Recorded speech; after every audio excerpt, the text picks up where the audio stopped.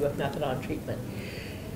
This was late 70s, early 80s. What did we see? We saw them come to clinic in a medication-free state, which we recommended, demanded. But then they would stop coming, and that was always a bad sign. When they would stop coming, it usually meant that they had relapsed and were embarrassed and didn't want to come back and see us.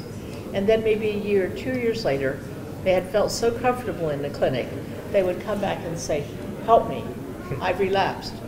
But what was going on in the late 70s and the early 80s? The beginning, yet unidentified AIDS epidemic. And these people, these young people, would develop AIDS in huge numbers. And the next paper we reported was showing something that is terribly important.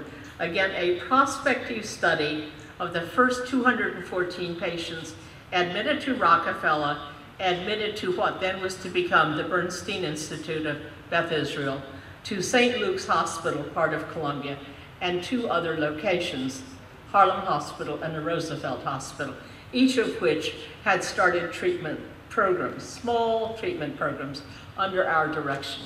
We also were able to carry out a one-point-in-time study in 1970 to 73 of 1,435 patients in methadone treatment.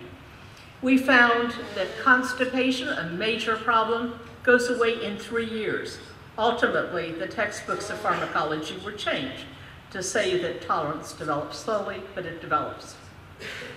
All the other changes were those commonly seen with opiates, and tolerance developed with time, except in small percentages which in fact reflect the normal population medical problems in US.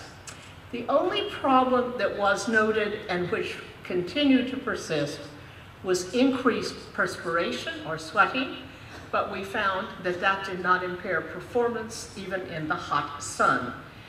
We also went on to develop methods to measure methadone levels. Now, I didn't mention it, but in 1964, there was no radioimmunoassay, there was no mass spectrometry, there was no technique to measure levels of anything. Independently working at Cornell, Chuck and Teresi, now part of my NIDA Research Center, and myself at Rockefeller, developed gas liquid chromatographic methods to measure methadone, and we were able to do so and find that the racemic mixture has a half-life of about 24 hours. We did develop some alternative dose forms. One of those dose forms was methadone, to which we had added naloxone.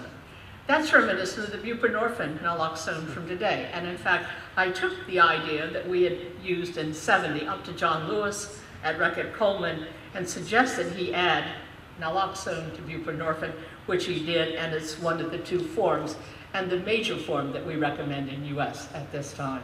What do you believe about the evolution of the drug addiction treatment in France?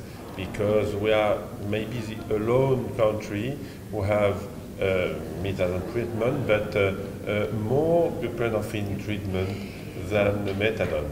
But without, at the moment, without the Suboxone, because we have a debate in France. Some people told it's no difference injecting Subotex and Suboxone. Well, I think we know that simply isn't the case. There have been 2 or 3 published studies. However, some had the expectation that adding naloxone to buprenorphine would prevent all of the buprenorphine's effects. No.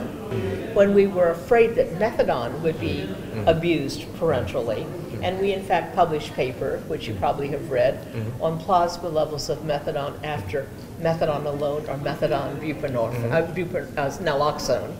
And we showed in a naloxone methadone paper that the naloxone in no way took away from the beneficial effects of methadone. Why? Naloxone is rapidly metabolized by the liver in the first passage through the liver. And when you use naloxone in an overdose situation, you have to intravenously inject it. So we knew that naloxone, methadone, did not detract from the methadone effects, but would block any high from intravenous methadone. We were soon to learn that methadone is an extraordinarily boring drug. If it's injected, it binds to plasma proteins, and people given it on a blinded basis don't feel it at all. Methadone reaches the brain very slowly, even after intravenous administration. That the abuse of methadone, which pertained before we started our treatment research and still pertains in a small but real number, was never by the intravenous use in US. It was always oral, and in fact it was used not to get high, but to prevent going into withdrawal while heroin was being sought, or after our research became well known, to self-maintain. Buprenorphine, not so. If it's injected, one does get a high. But if one puts in naloxone, but it blocks the first 15 to 30 minutes, the high. It doesn't block the effects after that, but it blocks that first period. It has zero downside, zero unfortunate effects when given sublingually, which is the intended route of administration. I actually know of no instance where one should use buprenorphine naloxone and just do away with buprenorphine alone. One gets away with the abuse liability, but doesn't deter in any way the effectiveness. And these are the plasma levels of methadone at the first 8 hours, and then the lower curve between 20 and 24 hours after the last dose. And you see on the left the pictures I showed you from our earliest paper, and on the right, a pharmacokinetic summary from my lab and that from Interrisi. We know that heroin has a half-life of 3 minutes. Heroin is a prodrug, also developed by Bayer.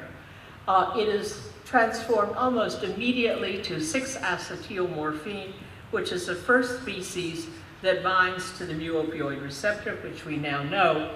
In contrast, methadone, orally available, has a 24-hour half-life for the racemic, and doing stable isotope studies, the Wilkes-Bach technique for putting tritium, a radio label, onto compounds. Well, we didn't get very high specific activity, and as you see here, Vince, working with a grad student, could not show any significant difference. But it was the approach of using separately labeled enantiomers that led 3 years after this initial paper, Simon, Snyder, and Terranius to discover the specific opiate receptor in March 1973. So in 1973, Vince became so concerned, this sounds familiar too, doesn't it, about the failure of society and especially physicians, to accept methadone maintenance treatment. He thought he might leave the university. The most incredible need in our treatment establishment, frankly, is training physicians. They are the most biased, the most tied up in knots with their stigma, the most afraid of persons with addiction. They don't want them. They want to send them elsewhere. And it doesn't matter whether you're a psychiatrist, an internist, or what. The great majority of all physicians want the addict to go elsewhere. They want the alcoholic to go elsewhere. They're happy to take care of George, but they really don't want to know that George drinks 2 bottles of vodka a day. And the same is true with the illicit drugs. So we have to educate our peers in medicine. And therefore he allowed me, nurtured me, to develop a separate lab that was physically separate, financially separate, geographically independent, several buildings away. I had 1 year to get all of my funding, and it was not a whole lot easier in '74 than it is now in 2009. And Vince decided 2 years later not to leave addiction entirely, not to leave science, but to move to another building, the opposite end of campus, and start research in alcoholism in rodent models. And he never conducted any more research of any type in opiate addiction, but devoted his life of research until 1990 in studies of alcoholism. And I'll share with you.